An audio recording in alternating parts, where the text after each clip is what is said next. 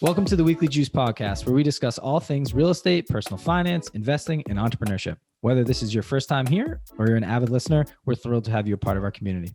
Our goal is to share successful stories of entrepreneurs and investors in the hopes that these stories inspire you along your journey towards financial freedom. We discuss successes, failures, systems, motivations, experiences, and key lessons learned over time. After each episode, you should feel motivated, empowered, and prepared to take action in your own life. Make sure to tune in every Wednesday to get your weekly juice. You can also find us on Instagram at WeeklyJuicePod, where we post daily content, personal finance tips, and document our own journey towards financial freedom.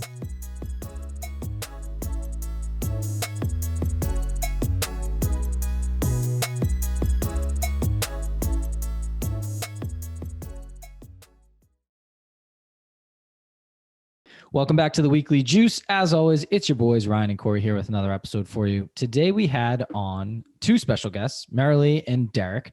Merilee is a budgeting expert and paid off over $71,000 of debt in 2.5 years to help springboard her journey towards financial independence and retiring early. She has built a community of over 100,000 people on social media and coaches people on how they can also reach financial independence by getting their financial houses in order. But how about this? They're a duo, okay? And in 2016, they were living paycheck to paycheck. They're married, couple, 3 kids. Merilee has like the budgeting and the saving and then the investing experience. And then I think they're married. Her husband, Derek, is like this giant syndicator with, I didn't want to get this wrong. He has $100 million under assets under management. And he bought an 8-plex, then he bought a duplex, then 8-plex, then 34 unit. Then they scaled up to 50 and 100 units with a partner and also sourced money from college buddies. So it's like, they have like this blueprint of like, okay, this is what happened in 2016. We were paycheck to paycheck. And now they're like, just absolutely destroying it. Absolutely destroying it. So like in a positive way, the first half of the episode, we talk about getting your financial house in order, budgeting, slashing debt, and then beginning to invest. And then the second half, we really dive into the real estate aspect of investing. And we talk 401ks a little bit, Roth IRAs, like just the basics, but we really went heavy into real estate and we talked syndications and just how they scaled their portfolio. It's just awesome to hear them go back and forth and like, I don't know, like ping pong amongst themselves. And like truly as a couple, they are a power couple. They lift each other up and they've just lived frugally and not kept up with the Jones. That's why they are going to be able to live life, like a life that many will not be able to live the next couple of years. 100%. And Merilee was talking about her car has duct tape on it. It's like they have $100 million real estate portfolio and her car has duct tape on it. So it's like she's going to buy a new car soon, she says. But the point is like they've spent their money on the right things in order to grow their wealth. And Derek talks about how he went from a duplex to an 8-plex. And that just how he walks us through how he bought the 8-plex. I stick around for that because it's really cool for people that are like, trying to build their portfolio. You don't have to just do the 2 and the 1s and the 2s and the 3s. Like he went 2, 8, 34, boom, I'm in the hundreds. Like, and to us, even to us, it seems like that's impossible, but it's not. It's really not. And we just gave away the entire episode. So let's let them tell a story. Let's do it. Let's bring them in. Are you a real estate investor looking to streamline your business? Maybe you're tired of all the paperwork and multiple lines of communication with your tenants. Well, we have a solution for you. We're now personally using RentRedi to help manage all of our rental properties. This all-in-one property management software assists with rent collection, maintenance, tenant screening, credit reporting, communication, and much more. RentRedi provides benefit to both the landlord and the tenant due to all of the easy-to-use features that can be managed online or via the mobile app. They recently just launched a new feature with their partner REI Hub called Rental Property Accounting. This allows us to track our income, expenses, and cash flow all in one place rather than managing multiple spreadsheets. We're huge proponents of systematizing our business, as you know, to get more time back in our day. And RentRedi allows us to do just that. If you'd like to sign up, visit rentredi.com. That is rentredi.com. And make sure to use our code JUICEPOD for 50% off your RentRedi subscription. Merilee and Derek, officially welcome to the show. Corey and I are thrilled to have you on here. Merilee, we've been following you on social for a while now. You have an awesome community that you've built, and it's a pleasure to finally meet Derek. So thanks so much for coming on the show. We're excited for a good one. We are so excited. Yeah, thanks for having us. Absolutely. So I think we should start out the show just talking about financial independence and kind of the story on how you guys got into the fire community, budgeting, and kind of take us to kind of present day. So can you start us off with like your story of how you got into financial independence, retire early? Yeah. So we started off years ago, right after graduating college. We already had a couple of kids, tons of student debt, and started off kind of on the Dave Ramsey train, really wanting to pay off all of our debt. And that really kind of propelled us into it. Derek's always been kind of financially minded. Like he dabbled in options trading and all that kind of stuff.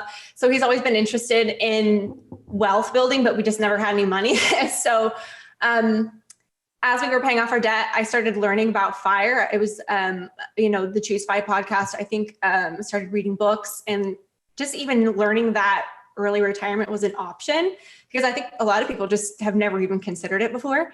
Was that like 2016? That was probably 2016, 2017-ish. Yeah, maybe like 3 to 5 years ago. And so that was when I would say that I started becoming interested in it. And I would say Derek, it was like already on his mind, but we hadn't like formulated this plan yet. And then after we paid off our debt, we kind of started reconsidering being super firm on Dave Ramsey and started exploring other options. And that's when we landed on real estate as being an option that we both really loved for wealth building, that we could both agree on that would work. And so we kind of dove right into that after, and it was kind of a journey of me coming to terms with that this was going to be our journey, since it's not something I had ever considered before. And Derek formulating the plan that he thought would work, and then us coming together and saying, yeah, you know what? Early retirement is for us. I think this is what we want to do.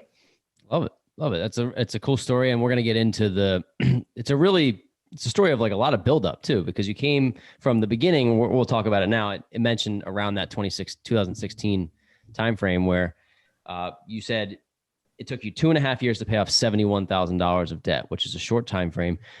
But you were living paycheck to paycheck in that 2016 time frame. So like, what happened in your head? Why did you decide to make a change? What was it about the way that you were living that you didn't like?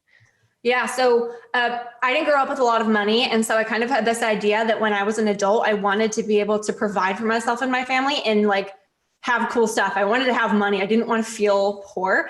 And I was so sure that after graduating from college with Derek starting his engineering job, that we would have all this money and like everything would be amazing. I could shop at Pottery Barn and Target and it would be amazing. But what I found was that we were still like so broke. We were spending every dollar, even coming from being on government assistance while we were in college, because we had a couple kids, to making a pretty good salary as an engineer. We were spending every dollar and didn't feel like we had anything to show for it. And that was where I had this moment of like this come to Jesus moment. Like, this is not what I thought it was going to be. Something is wrong. So I had to dig into our finances at that point and figure out what was going on. And I added up our debt because I didn't even know how much student loan debt he had. Like, that's how oblivious we were. Went and added up all of our debt and realized we had over $70,000 of debt, and $1,300 a month in minimum payments was coming out of our bank account every month. That's pretty much why we were broke. And so that's when we decided we got to pay off this debt. That was kind of the catalyst. And then we've learned and evolved in our views and our actions on how we manage our finances since then. But that was the catalyst moment right there. Is like, we're spending all our money. This isn't it. There's got to be something better. Yeah, it's interesting. I talked to friends, and some friends that now listen to the show, they don't, I'm hoping that they don't do this anymore, but I've talked to friends that are like, yeah, kind of out of sight, out of mind with their living and their bank account and everything. And it's amazing what happens when you take control and you just recognize, like if you just recognize in the beginning that something's not working, you're already 10 steps ahead of trying to fix the problem than if you ignore it. Because if you don't look, you have no idea how far you can even get to. So I think that's a pretty cool point to mention there. Did you have something that you wanted to talk about? So I'm wondering if you guys have a blueprint or just advice you could throw at people that are looking to get their financial house in order, right? Maybe that starts with budgeting and just how they can, like Corey said, get a hold on things so they can start eventually thinking about investing. Yeah. So I would say if you're in a position right now with your finances, and budgeting it's my passion. It's what I love to do and love to teach people to do because of the huge impact it has. And so what I would tell people to do is first, you need to review your spending to see where your money's going. So you need to look at a past month or 3 months of spending and look through every bank account, every credit card that you're using, and total up what you're spending in every category, like groceries and restaurants and Target, whatever it is, and see where your money's going. And that's a huge aha moment for most people, where you're like, I had no idea we were spending this much money on groceries. So now that I know, I think we can make a little bit of a change, and that awareness gives you the ability to change. And then you need to sit down and write a budget. Like, this is how much we're spending right now. And then you go use that as your framework to create a spending plan for your money, where every dollar that you earn, you make a plan for how you're going to spend that money ahead of time, using that kind of, adding up all of your past spending as a framework to decide how much you're going to spend on your groceries and how much you're going to spend on gas and how much you're going to spend on other things. Use that budget to help guide your spending. And then you can start putting your money towards your bills and your spending, and start to fit in some of those essentials like saving and investing, and making room for those in your spending plan. So that's like the best thing to get started, to start telling your money where you want it to go and making your dreams and goals happen. Merilee, do you have a specific app or platform or something that you used in the beginning when you were getting started? The reason why I asked this is because I love Mint. Like, I literally am obsessed with Mint, and I don't know, like, I hate Mint. Oh, really? Oh, yeah. I do. Yeah. Well, I'm curious to hear why that is, because yeah. I love it. And I'm like, it's a little confusing now because we have properties that we have together, and like to try to figure out your net worth and all this, it gets a little tedious, but I'm such a numbers person that I kind of enjoy just messing with it. But I'm curious, what did you use, and why do you hate Mint? Yeah. Okay. I'll tell you why I hate Mint, but no offense, Mint, you're cool. But, and it does work for some people, by the way. I'll tell you specifically what doesn't work for me, but it totally does work for some people, and it's better than nothing. I use a spreadsheet. So I use just a digital spreadsheet, and I have them for free on my website and stuff like that. And then I pair that with an app that I use to track my spending, which is the Every Dollar app, which actually is a Dave Ramsey app, but I love it. It lets me categorize my spending, and then I just enter it into my spreadsheet to, categorize and track every dollar. So that's the system I use. And the reason I don't like Mint, I don't know if it still does this, but it used to categorize all your transactions for you. And I don't like that. I like to categorize my transactions myself, because, for example, I might go to Target, but I don't want it to categorize it as household if everything I bought was food that day or something. I want to put that in my groceries category. So I like being able to categorize things myself, so I can get really specific with where my money is going. So I will defend Mint right now. Defend its honor. You can change the categories. It does do it for you. Then you can change it. It happens all the time. Yeah, like something looks like I spent money, but it was a transfer or whatever it is. So you can go through and change it. But at first I was like, this is all backwards, and it's hard to track where money's actually going. But go ahead, it's actually really funny. That's why I stopped using Mint, is that exact problem that popped up. And now we use, there's another one, Personal Capital. Yeah. And then she also mentioned Every Dollar. I'm wondering if you know this, Derek, is for Every Dollar, does it like pull in all of your transactions from your credit card and your debit and like where things went out, and then just automatically filter it for you, and then move it over to the spreadsheet? Yeah, so you get to set your own categories, and basically you pull in all your data the same way you would into QuickBooks. It pulls your bank account, and then you swipe through the transactions, and you just put them where you want them. It's not automatic though, like Mint is, because it'll automatically assign a category, and it'll kind of learn. It's a little more hands-on. Yeah, I like that. So there's one thing that someone told me this one time, or they gave me this one line, is like, what gets measured gets what gets tracked gets measured. And it's one of those things, is like, you can't get your financial house in order unless you see things coming in, categorize them, and then actually like track them monthly, and then come up with a plan on how to change that in the future, depending on what you're looking to do. I have something to go off there. I think you mentioned before we were recording that both of you did that when you were living paycheck to paycheck. Once you made this change and just this fundamental, like, okay, I'm going to tell my money where it's going, not my money tell me where it's going. You ended up going, instead of hitting break even at the end of the month, you started having thousands of dollars, right? And I'm curious if you have any like specific savings rate or something that you tell people, like, this is what I think you should save. Investing comes after that, right? But the baseline, maybe you have both. This is what I save, this is what I invest. Is there something monthly that you tell yourself, especially in the beginning? Because once you get started, it can really exponentially grow, and not just like well, exponential, right? Not just like this linear upward line. It can really shoot up there. So just give us an idea of a savings rate or something that you, maybe an investing rate, so to speak.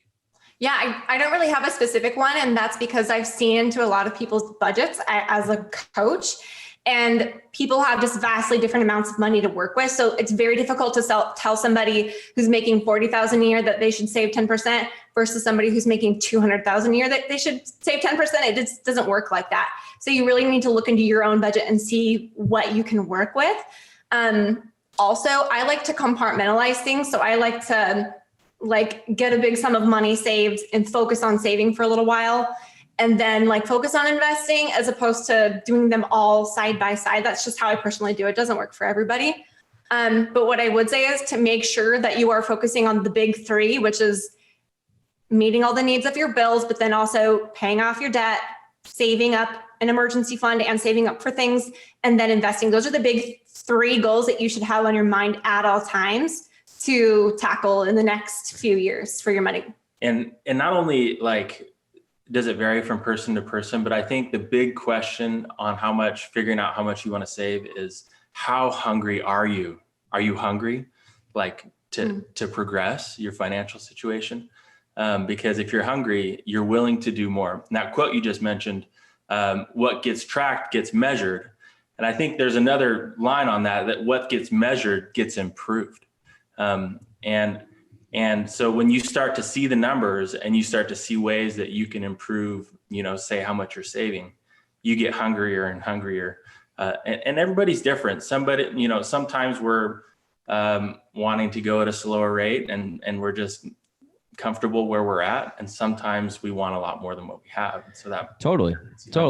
I think there's a confusion around where to start for a lot of people, or maybe not even where to start, where to go next. So is your recommendation, if somebody has, I don't know, let's say they have $50,000 in student loan debt and $15,000 in credit card. Obviously the consumer debt is worse. We talk about that all the time, but would you try to get rid of all of that debt prior to investing? And the reason why I asked the question is because if your interest rate on your student loan debt is 5%, but you think you can get 9 or 10 in the market, I would argue that you should do it invest and while you're paying off debt. But some people may not say that. So I'm curious what your take is. Yeah. My opinion on that is that it depends. It's kind of like what Derek said a second ago. It depends on how hungry you are.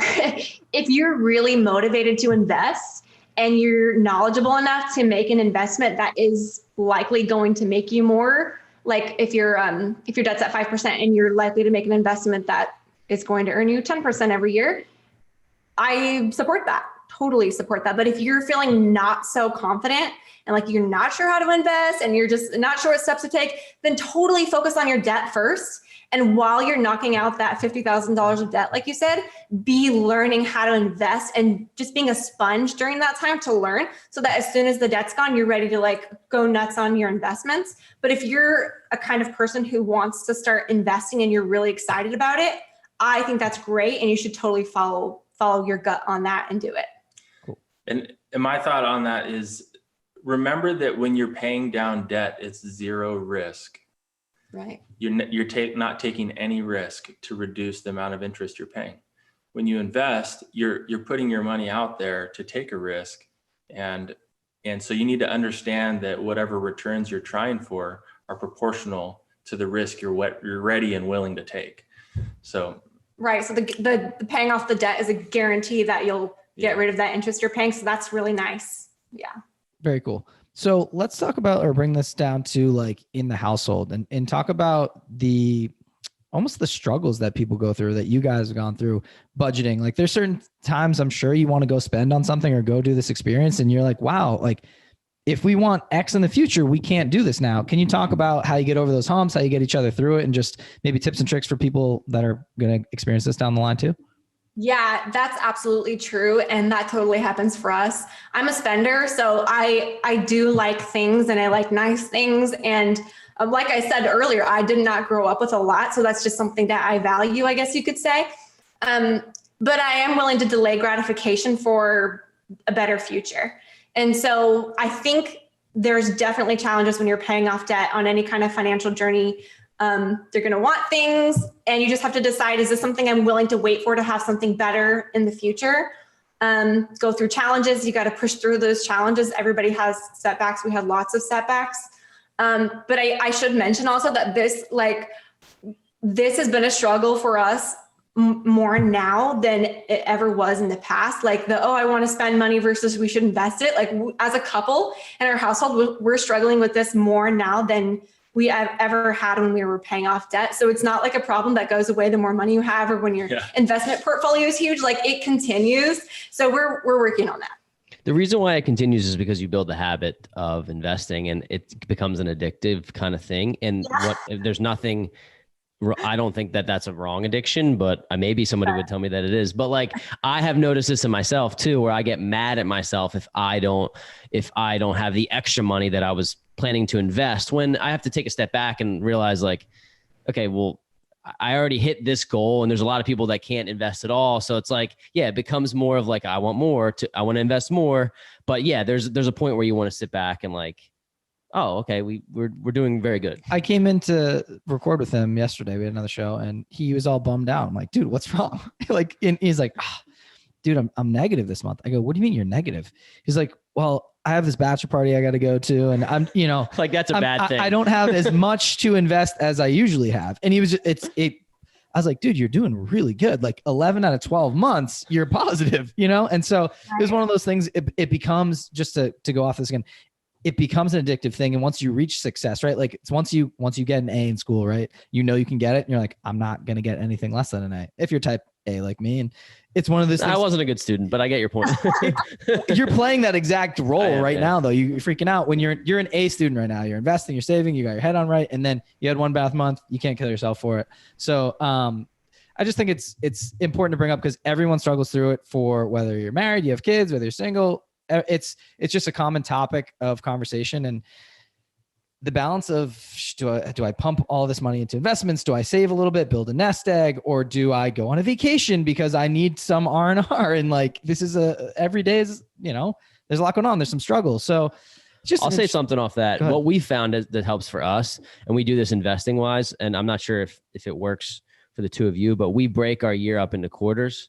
So for example, our first quarter, we were focused on a specific type of investment. Our second quarter, we're not like always searching for different things, but like we break it up where we're going to do this the first 3 months, then we're going to focus on this the next 3 months. And that way when we look at the end of the year and we have our goals, it's more so defined. Well, if we didn't hit this goal, that's because these 3 months were the issue. We can kind of pinpoint it out. So I think you can use that in saving too. If your goal is to save $1,000 a month, but you only hit 700, well, what can you do in that next month to get to 1,300, right? And that's the balance, because it's never perfect. We just had XYZ go wrong in a property, and I'm like, it's just things you can't control. So yeah. I love that though, because segmenting your years to have a focus for your money those few months is so important to help you reach those goals. Without that goal and that focus, you probably would waste some of it. So I just think having a purpose for it makes such a difference. Yes. Absolutely. So let's talk about a few resources, because I know we mentioned a few apps, but are there any things that you guys used along your journey that really helped you like narrow in and start budgeting, learning to invest, just like educational pieces that you're like, hey, people need to go read this or study this or go to this platform, and it's just going to help them take their journey to the next step or next level? So for me, I use my own spreadsheet, and you can find that on my website, which is easybudgetblog.com. It's a free spreadsheet to budget. And that's what I use to manage our money every month. And then I really love the book, Simple Path to Wealth by J.L. Collins, for just understanding very simple investing, like index funds and the basics of the stock market. Those were things I'd never understood before that just made perfect sense after I read that book. So I'd recommend that to any beginner. And another one is Rich Dad Poor Dad by Robert Kiyosaki that I love. He's kind of a controversial figure, but his philosophy on like acquiring cash flowing assets completely changed my mindset about investing, where I was very fearful and like wanted to hold on to my money and my things. And then after I read that book, I was like, I think I get you now, Derek. I think I get why you want to do this now. And that I think allowed us to start pursuing investing more fully. So I would say if you're like the spouse of somebody that is like really gung-ho about investing and you're just like concerned because it seems very intense, that's a good one for getting down the mindset. Cool. Yeah. We talked to a number of people who think about paying off their mortgage. I'm curious if you have an opinion on this. And we, being real estate investors, I feel like, well, I have an interest rate at 3.1%. It's essentially free, not free money, but it's very cheap money. I don't think I should pay it off. But I'm curious if maybe people that are not real estate investors, do you think that it's a good idea to allocate funds towards your mortgage each month extra to, instead of maybe take that 30-year and make it a 15? Or do you, what would be a strategy behind that if you don't agree? Yeah, I mean, my take on your personal mortgage is that you don't want to max out that leverage if you're in a solid financial position. Just because if that part of your life becomes unreliable, then everything else will become unreliable too. So you want that to be a source of stability for your financial situation. And my personal opinion, for what it's worth, is if you have the ability to get yourself into about a 50% leverage position on your home, I would say that would be a great goal. That's kind of my metric. And so, I mean, that's where I stand with that. Yeah, a 15-year mortgage, if that gets you there, or paying a little bit extra on a 30-year, that's a good place to. Well, I like that. And to give people an idea who maybe me at like curious on what the 50% leverage is. So for example, we just took out home equity lines of credits because we got to a point where we could get that 85% of our loan to value.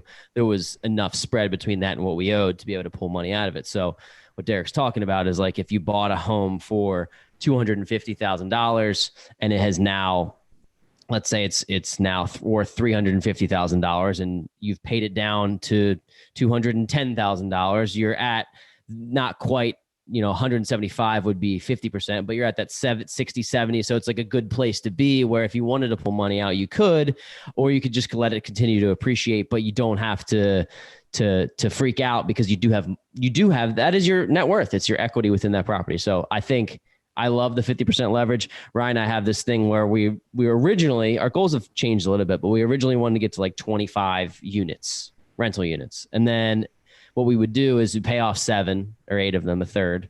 And then another third we would have be 50% leverage, where we could be, those are the ones that we're pulling money in and out of to go refi and buy new ones. And then, the last 8 were probably like newer acquired properties where you put 25% down.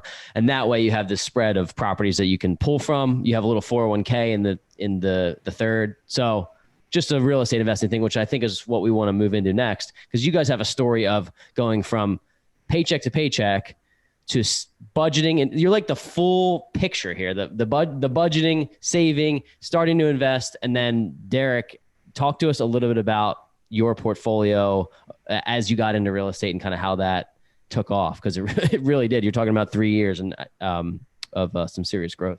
Yeah, and I've had some great people associated with me that I attribute a lot of our growth and success to. But Merilee is like the perfect personal finance paradigm to be coupled with somebody who's a little more of a risk taker and somebody more focused on income, which is me. So I've been very focused on the income side of our life, and she has too. But as far as like our portfolio goes, we've built it from a duplex starting in 2018 to, we have around $100 million under management between my partner and I in our management company. And then we have around 450 units that we're equity partners on.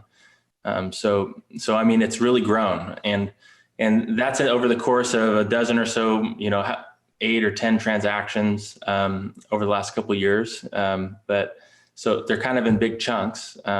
But that's kind of what we've done. you know? Well, yeah. So what did you do? Because what my mind went to is like duplex. Okay, this is what you do. You want to get started in real estate investing, you buy a single family, then you buy a duplex, then you buy two single families, then you buy 3 duplexes, then you buy a quad.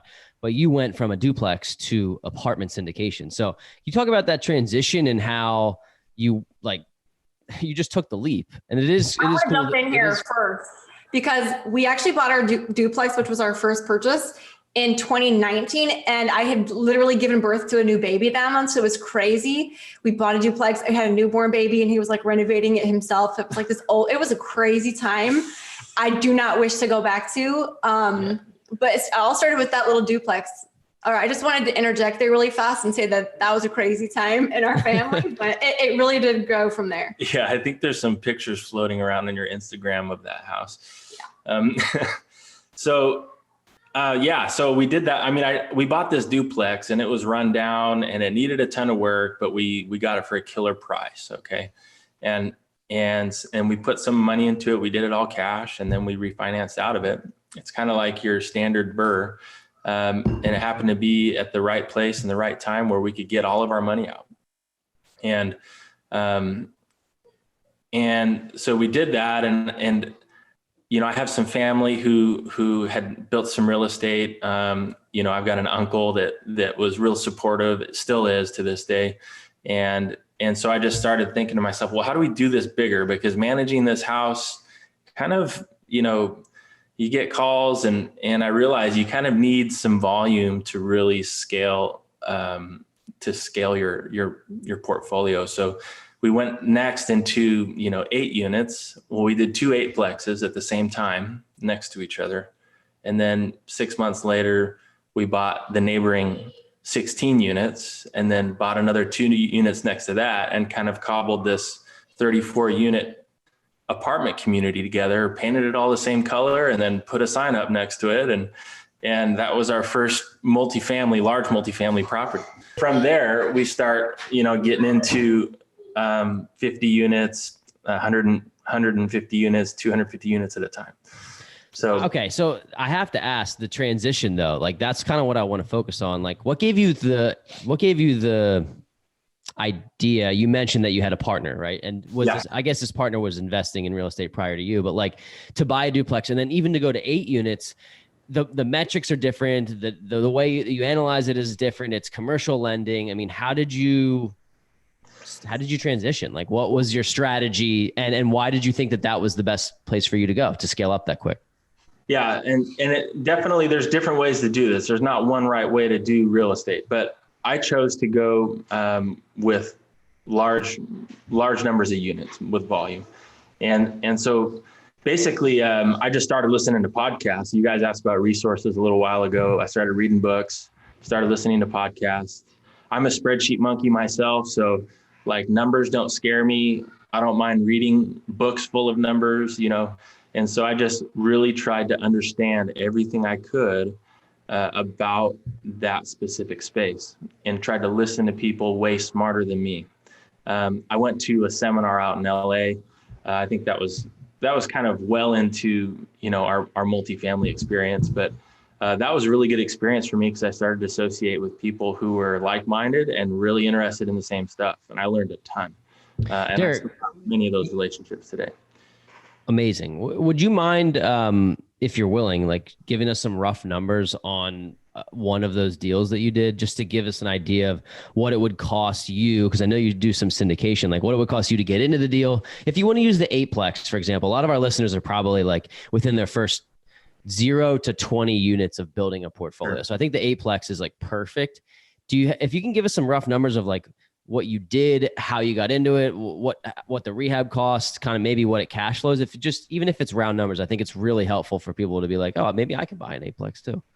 Yeah, there's a couple of rules. Same way that you hear like the 2% rule in the singles family space, you hear that on like Bigger Pockets and places like that where there's little rules of thumb. There's rules like that in multifamily. One of them is like you can generally.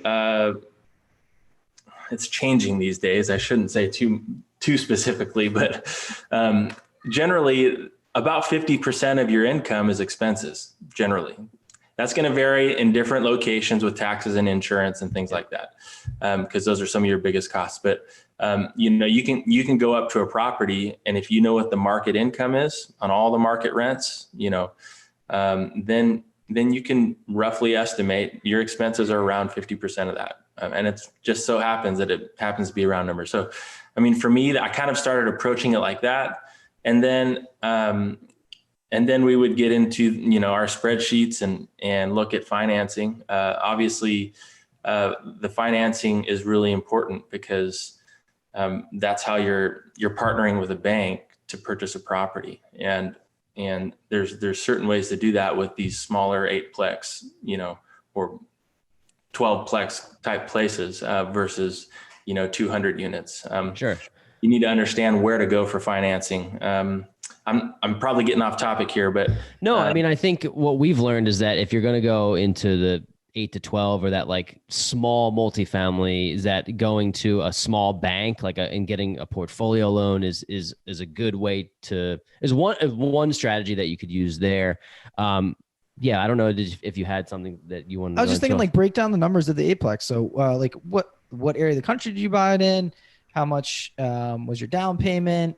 How did you source money? Maybe what you and your partner had to split? Yeah. Was it 50-50? Just all that stuff. So on our first deal, I got all the data from the broker. I said, hey, give me all the numbers from the seller. I started putting it together, and I just started calling college buddies and say, hey, we got this 8-plex here that we want to buy. And we would always talk money, investing, stocks, in school, and they're all interested in real estate. So there's a group of 4 or 5 of us that got involved, and then, close friends from other relationships. And I just told them, I said, hey, I got this thing, you want to join? And that's how we did it. I think there's 8 of us on that first one. And I think we bought it, we bought in around just over 40 a door.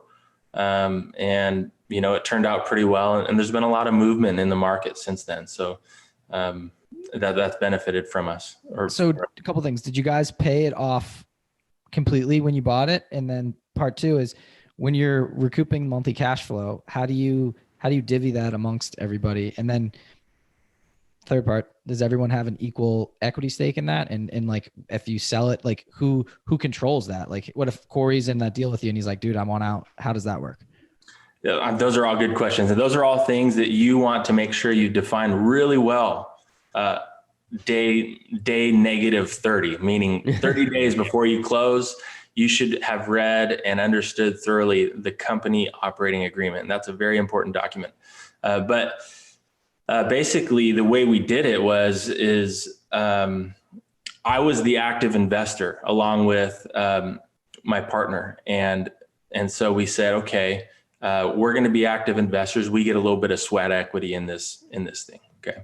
So we took some sweat equity. The rest we funded from cash, our own cash, plus some cash of some limited partners or some passive partners. Those were the people I just told you about who we were calling.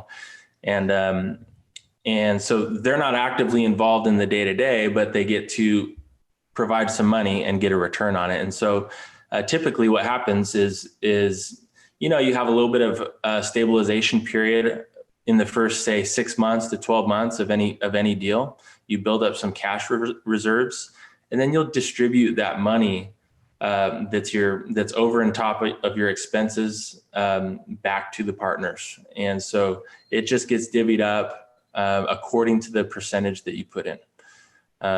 And so not everybody's the same percent. We have a couple big fish and we have a couple smaller fish.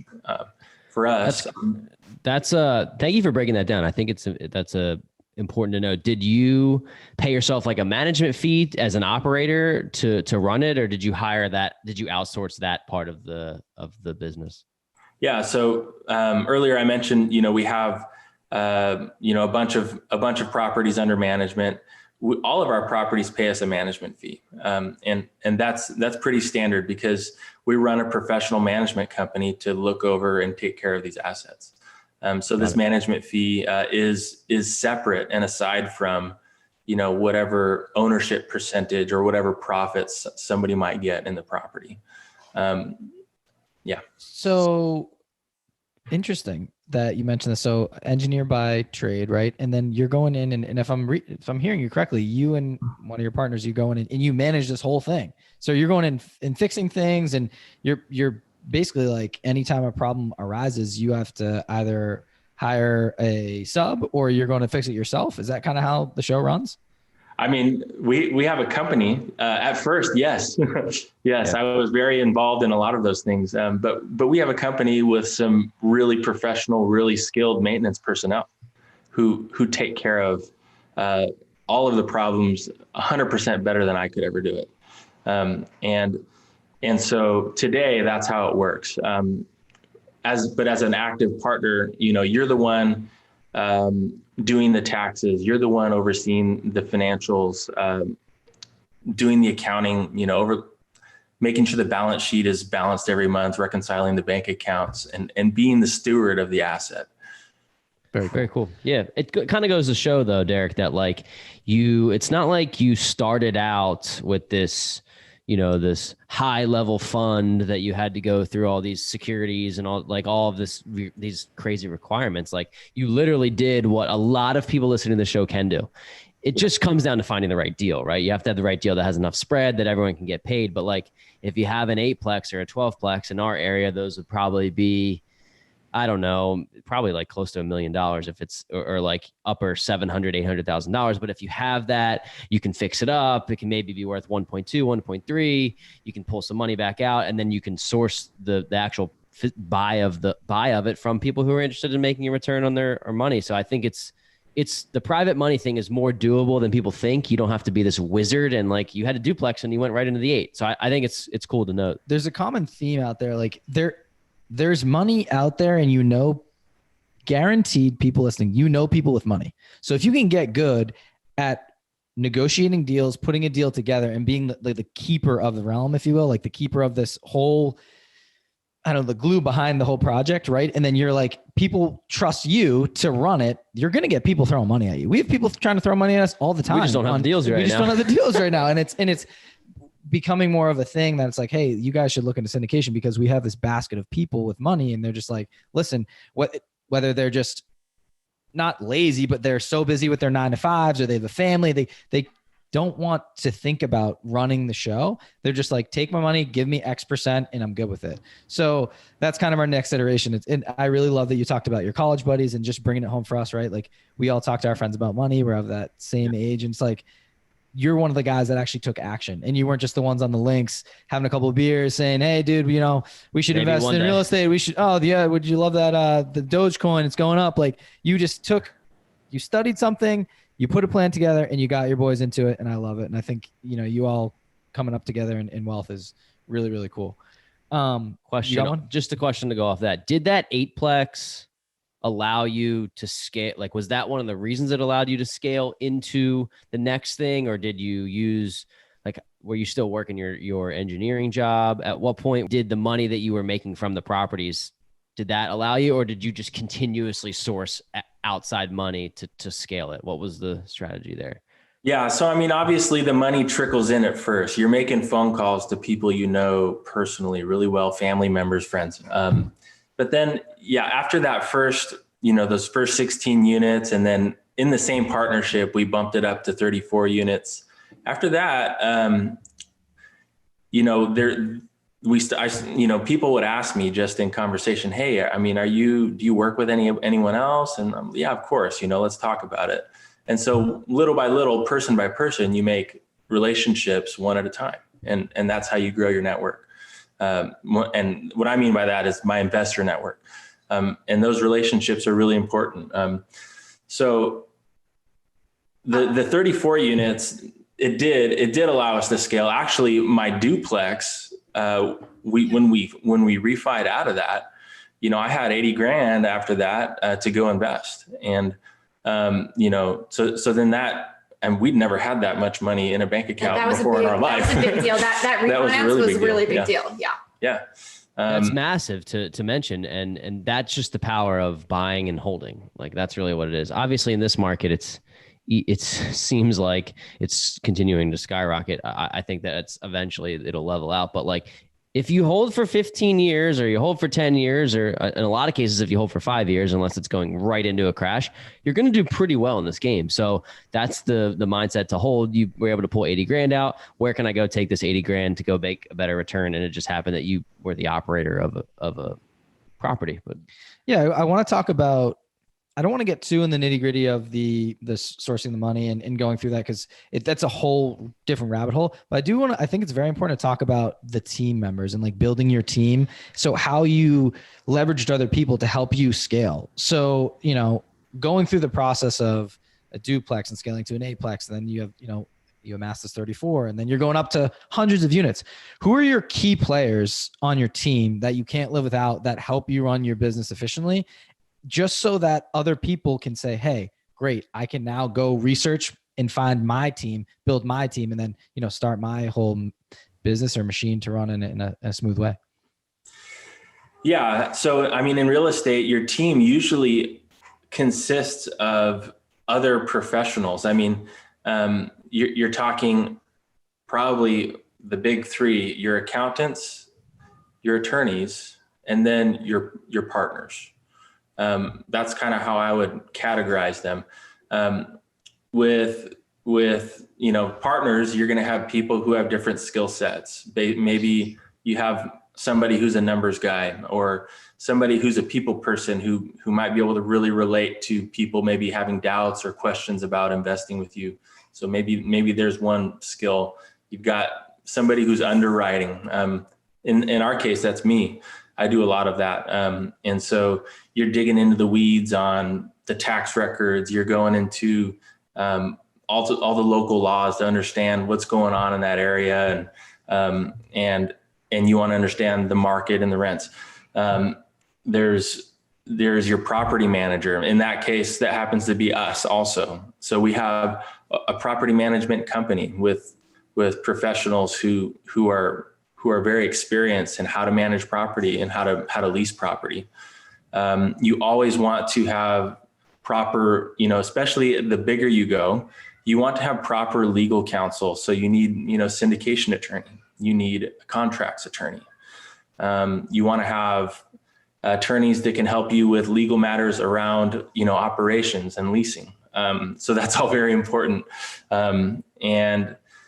Other team members we have a tax accountant who helps us protest our taxes every year. And they help us file our own taxes every year. They do both. In some cases, that may be two different accountants.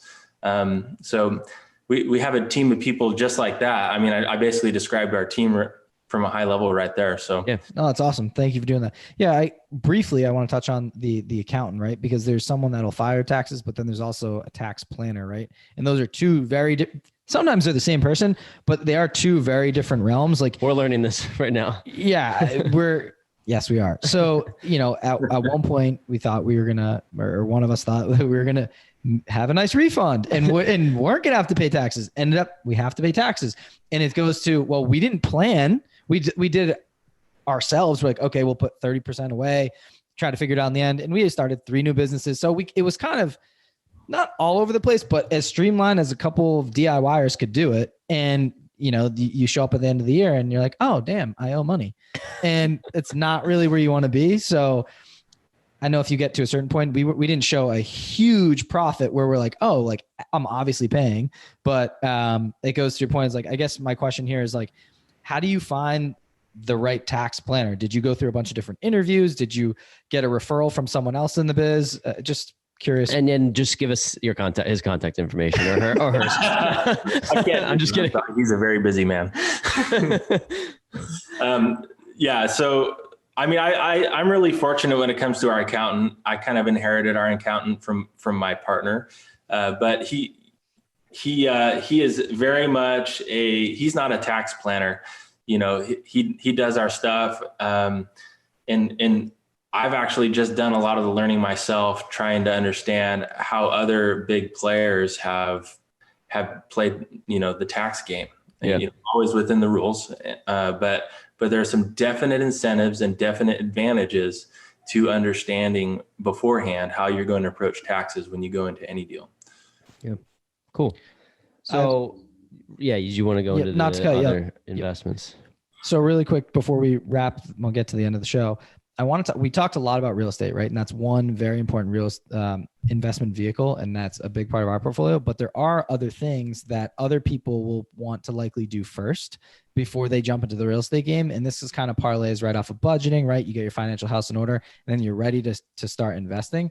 Can you talk about what vehicles you recommend people start investing in, whether it's retirement vehicles or just investing in general, maybe in a brokerage? What are your blueprint for the regular mom and pop or Joe and Steve? Sally.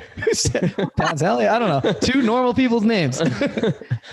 Yeah, I think for a lot of people, the simplest, most straightforward route is to max out your tax advantaged accounts. So if you work at a 9-to-5 job and they offer a 401k, to invest in that to get your company match if there is one. And then if you have an IRA, you can usually do around $6,000 per year into that. And then you're going to get some tax cuts for that. So that's fantastic. And you can make some really simple investments within those that are tax advantaged, which is fantastic. And then for a lot of people, there's HSAs and a couple of other tax advantage accounts that are great to start with. And then after that is when I would start setting money aside. So your personal finances are so important because when you want to get into real estate, you need to start setting money aside to get started. In the beginning, especially, it takes some serious, not serious capital, but 10, 20, 30,000, that can get you started. And you're going to have to be really careful to get that money saved. You need to have a budget so that you can get that money saved in a savings account, let it build up for a little while so you can make your first investment. So after you've got some of those tax advantaged accounts going, that's when I would start saving up for your first real estate investment or your next real estate investment by putting money aside every month in a savings account until you have enough and then get going. And after that, it's a lot easier to continue. Love that. That's super important to bring up. So I'm just going to kind of recap people. So 401k, and you have to take advantage of your employer match, right? Because it's free money, right? Let's just say your company pays 5%, but 100% of that 5%. So if 5% of your salary every month you put in, they're going to match you at that. There you go. You're investing at 10%. Love it. Yep. Second thing, the Roth IRA, there's a max of $6,000 per year you can invest in. It's a tax advantage account. It's essentially money that you've already been taxed on. You put it in there. When you pull it out down the line, you're not taxed on it. Then HSA is a health savings account. I don't know all the in the weeds on that. But that's another core one. Then you have, let's not forget about your nest egg, right? Your emergency savings. Yeah. We recommend between 3 to 6 months of expenses in there saved up. And then also taxable, a brokerage account, just, that's where you can start investing in stocks and building that up, right? We know the stat. If you have $100K invested by 35, by 65, you're going to have $1 million if you make that 8% threshold. And then from there, boom, real estate comes into play and you're like, oh, wow. A lot of people pushed all their money into all these other things. Like, any tips and tricks for building that little, fifth next egg of your real estate fund? And coupled with that, can you explain what a sinking fund is? Because I keep hearing this and I need it explained to me, please. Yeah, for sure. So a sinking fund is just setting aside money every month for something that you're going to have to buy later on down the line. So you could set up a sinking fund for car maintenance. Like, you don't know when your car is going to need something, but eventually it's going to need something. So maybe you put $100 a month away so that over time you build up a few $100s. And then next time your car has a pop tire, you've got money ready. Or you could set up a sinking fund for a vacation that you have next year where you're going to need $1,000 in 10 months. So you set aside $100 a month until then. And you can set up a sinking fund for your next investment property by putting $1,500 a month away so that, in, 10 months, you have $15,000 or something like that. So yeah. That's the only problem with the sinking fund, Merilee, is that if you save up all the money that you need for a pop tire, it'll never pop. But if you don't, you'll definitely have 3 pop in the same month. It's directly proportionate to how much you save. When it rains, it pours. I swear to God, we won't hear. Let's bring it back to Derek here. You won't hear from a tenant for 6 months, but on the 7th month, you'll hear from every single one of your tenants with 5,000 issues. It's absolutely insane. I don't know if you feel the same way, but that's how it's been for us. And it blows our minds. Yeah. Yeah. And for us personally, we don't really mess with a regular brokerage. We move straight into real estate because for us, there's tax benefits in real estate. So we're totally fine with taking advantage of the tax benefits of real estate without like fussing over maxing out every tax advantaged account. And we don't mess with the brokerage. We personally focus on real estate because we're good at it. And there's just benefits across the board, including tax benefits. Yeah. Wow. One great resource for real estate taxes. His books are really high level, but I recommend Cash Flow Quadrants. Yep. Robert Kiyosaki. Totally. And that dives into taxes on real estate? It doesn't dive into like tax law or anything, but it's it gives you general principles on, what types of income are taxed different ways. Yeah. Perfect. I love that. We've huge fans of Rich Dad Poor Dad. I know he's controversial. He is. Things have happened, but I still love the damn book. So I'm just, we'll just focus on the book. We like 2005 Kiyosaki better than, I don't know. I listened to him recently on a podcast. I couldn't even keep up. He was talking about how the world's going to come to an end. I'm like, all right, man, whatever. Well, you know what? I love his stuff. One thing I've learned with anybody that's teaching finance or personal finance is that if you're smart enough, you can listen to anybody and pick out the nuggets of truth that they're teaching. And then if there's something you don't agree with, you'll know I like that other thing you said, and I'm going to agree with that. But this other thing, I don't agree so much. And you just totally. He's like the godfather of real estate. So it's or at least the godfather of getting other people to understand how real estate works. Yeah. So, I think what we want to talk about, you guys are like the perfect picture of going from what every American family, if they, like Derek said, if they're hungry, really hungry, you gotta be really hungry to build a $500 million portfolio. But to do that from 2016, where you're living paycheck to paycheck, you went through literally the saving, the budgeting, and then the investing and focus on real estate. So what are your future goals? Like next 3 to 5 years, I don't know, maybe 10 years, you tell us, what are your future goals with your real estate portfolio? Where you go from here? For me, what I'm thinking about these days is asset protection. I think everybody feels a certain degree of uncertainty about what we're experiencing in the economy, politically. So we're thinking a lot about how do we weather any storm, and of course, we're thinking about growth too. We're always looking for opportunities, but that's really what I think our 12, 24 month focus is at the moment. Love it. And how do we shore up what we have? Now, as far as like real estate portfolio, big picture, I think we'd love to build a company that's self-sustaining and continue to grow with what the market and what the world gives us by way of opportunities. Maybe things get too expensive. Maybe we have to shift asset classes. I don't know. But always keeping our mind open in that regard is really important. You don't want to become myopic in what you think is the best way to allocate your resources, because that could change very quickly.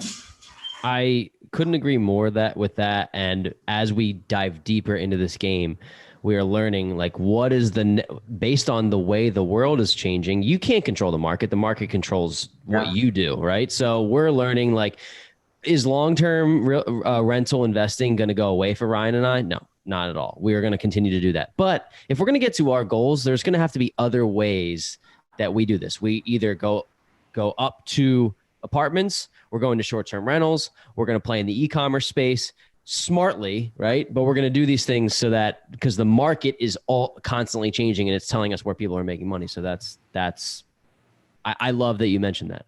Yeah, kind of coupled with your future goals. Just what do you envision your life looking like when you guys reach complete financial freedom? Like, what are you looking forward to? And just say this thing's running full speed, high steam, and you can be out of the picture if you want. Like, what are you guys excited about? And what are you looking forward to do in life? Can I go first? I'll go first. Well, I stay really busy, right? I left my engineering job in 2021. So actually 12 months ago this month. And so the last 12 months for me has been really great because I don't feel coupled to something where I can't control my time. And I think for me, what makes me motivated is just being able to be around when my kids get home from school after, when they're in high school age, getting to see them at those tough points. I mean, those crossroads,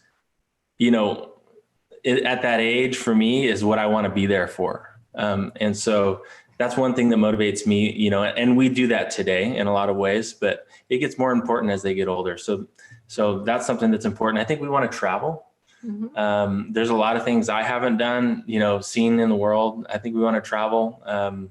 We're just getting to a point in this year and next year where we are actually going to be able to increase our lifestyle a little bit. Like we kept our lifestyle pretty much the same over the last few years, maybe with a few increases, but I'm personally looking forward to some lifestyle increases, like a new car and maybe even an upgrade in house in the next few years, although that's gotten quite depressing lately. But then we definitely want to travel. Derek likes to hunt and fish. So we want to go places where we can do lots of hunting and fishing and just be there for our kids, travel with our kids around the world. And basically by the time we're in our late 30s, early 40s, we should have fat financial freedom where we can basically do anything we want. And while not working at all isn't something Derek's really interested in, he'll always want to be pursuing things. I hope at that point we can pursue more passion projects and just cool opportunities, some random opportunity comes up, like some investment opportunity. We take it because we can and we want to. And that's kind of where we want to get to. How old are the two of you? I'm 31 and Derek's 33. All right. Every time I interview people, I'm like, oh, I'm doing great. And then I talk to people and I'm like, these people are crushing it, which is amazing. But I'm just it's inspiring to talk to people we're 31, 30. So don't forget, buddy, 2018, they started. It's not been that long. No, I know. Yeah. It's amazing. It's awesome. So thank you for the inspiration. And I think we've made it to the core four. We've got to know you a little bit more personally in the last couple questions. I think it was a great question by Rye, but this one is 4 questions, and just to see what makes you tick, maybe, like we said, get a little more personal here. So you mentioned a couple books, so maybe you want to use those ones, but the first question is, what is your favorite investing or business or real estate book? If you could pick one.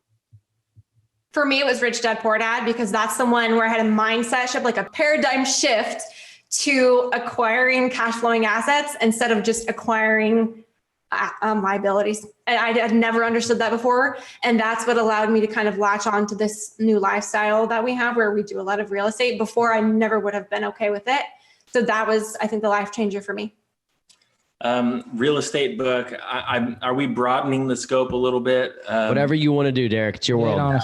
Yeah. So I had 2 books that kind of changed. Rich Dad, Poor Dad changed my life. And that was college years, but Good to Great was awesome. And that taught me about team building. And then The One Thing is also another awesome book. Who wrote Good to Great? Do you know that off the top of your head? Jim Collins.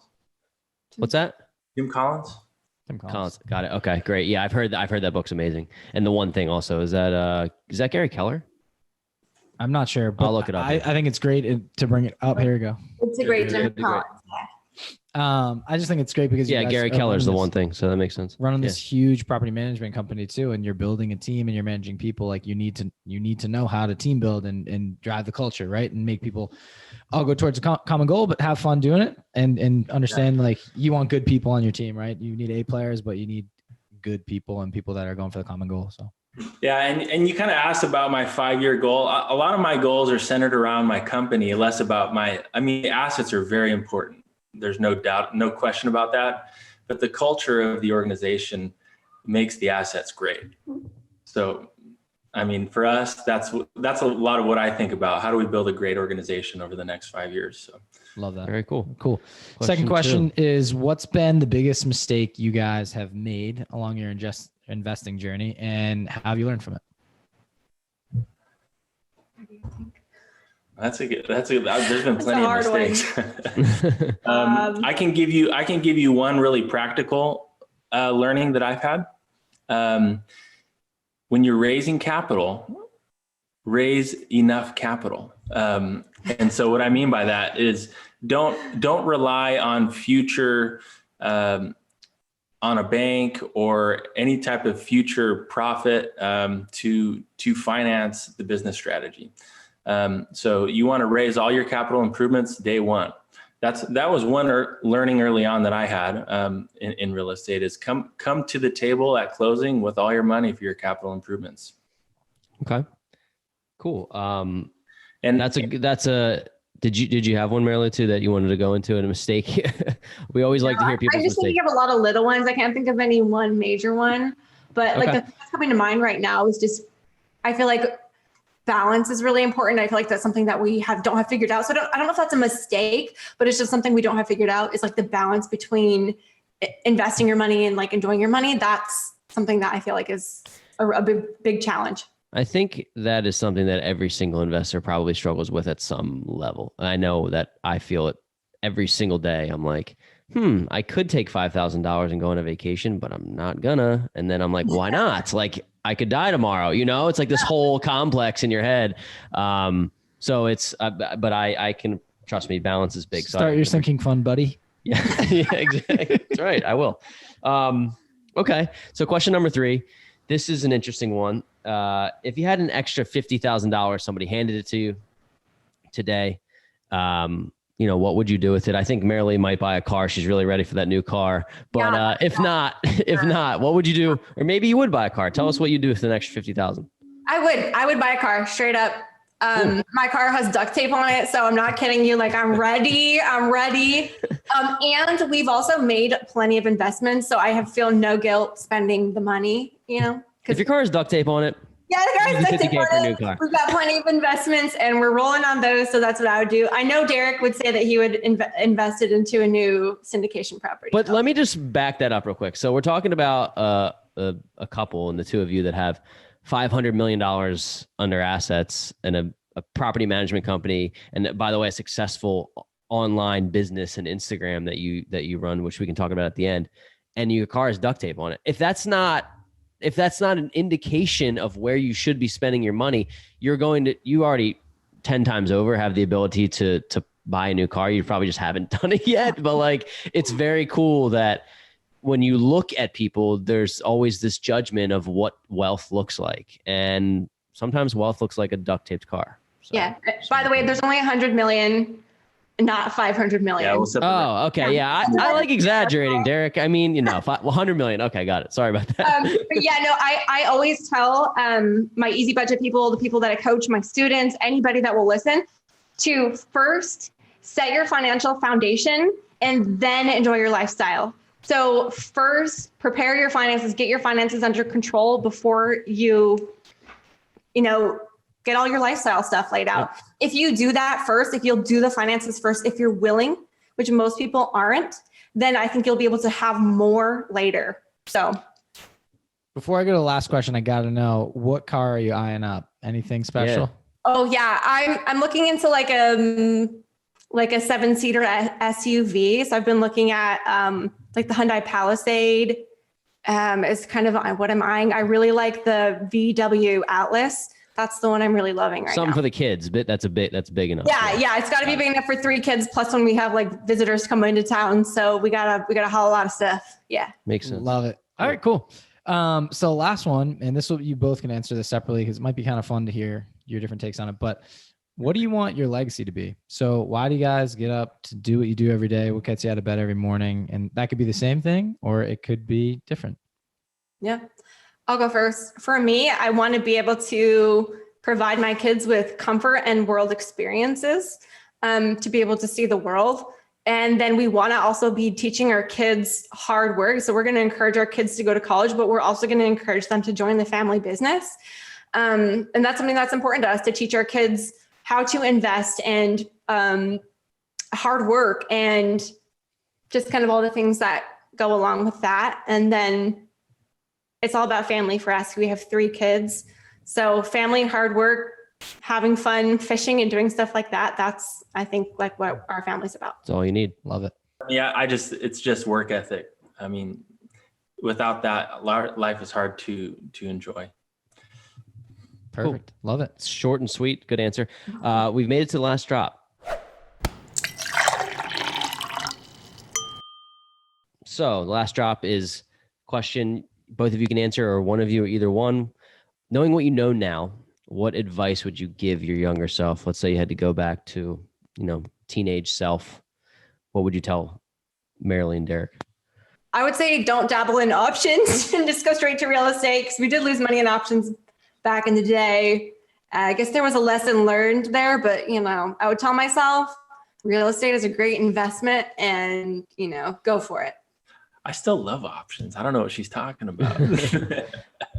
No, for me, it would be definitely just don't be afraid to think big early.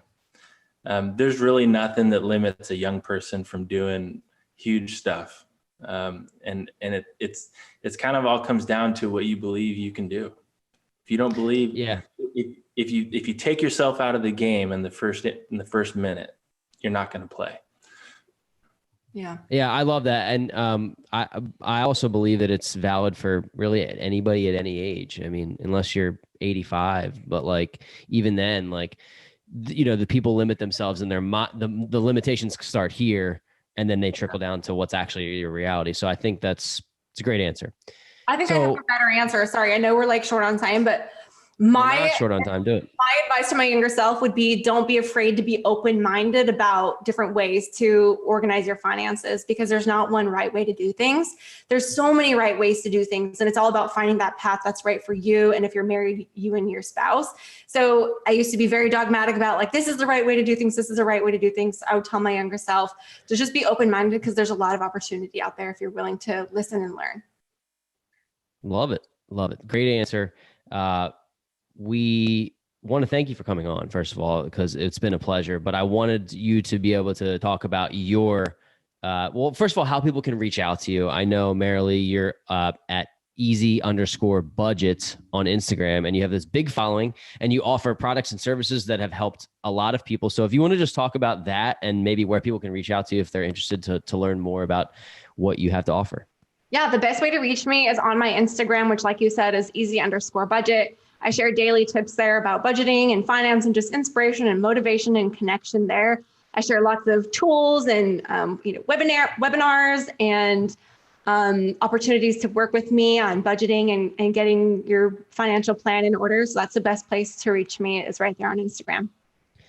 And so we didn't say a lot of this in the episode, but we're not talking about just any old Instagram account here. We have 115,000 followers, and people love this content. So I just want to make sure that people go check out easy_budget, and then, check the link in your bio, because there's a lot of great resources, and you're giving some things away, but also these things that you're charging people for are seriously changing their lives. So I just want to throw that out there.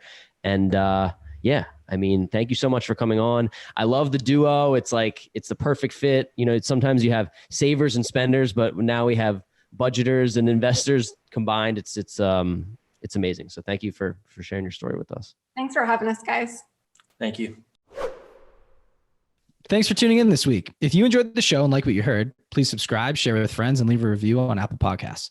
The more ratings we get, the more eyes we'll get on our show, and in turn, we'll be able to provide you all with high quality guests. It's simple. Open your podcast app, type in our podcast name, The Weekly Juice, click on reviews, and let us know what you think. Thanks so much, and see you next week.